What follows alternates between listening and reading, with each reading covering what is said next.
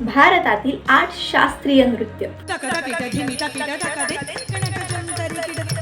जे तिथले संस्कृती, परंपरा आणि नियम म्हणजे शास्त्रांच्या आधारे विकसित झाले आहे, ज्यामध्ये निश्चित मुद्रा, भाव, लय आणि ताल असते.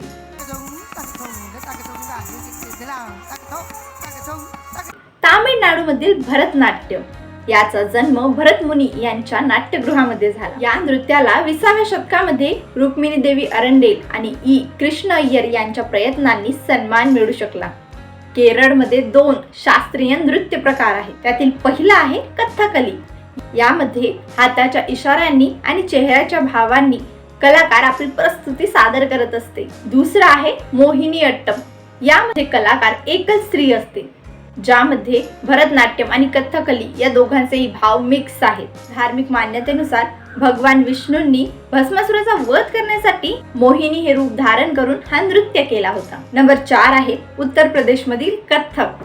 हा नृत्य प्रकार हिंदू आणि मुस्लिम या दोघांच्याही समन्वयाचा प्रतीक मानला जातो. यानंतर नंबर 5 आहे कुचिपुडी, जो की आंध्र प्रदेश मधील आहे, ज्यामध्ये स्त्री आणि पुरुष हे दोघेही भाग घेतात आणि कृष्ण लीलाची प्रस्तुती करतात. नंबर 6 ओडिसी.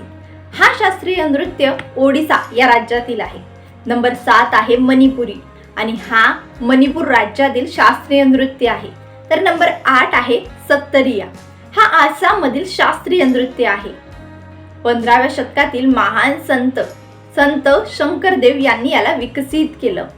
कृष्ण भक्ती आणि वैष्णव धर्माचा प्रसार करण्यासाठी या नृत्याचा विकसित करण्यात आला. अशाच नवनवीन इन्फॉर्मेशनसाठी चॅनलला सबस्क्राईब करायला विसरू नका. थँक्यू.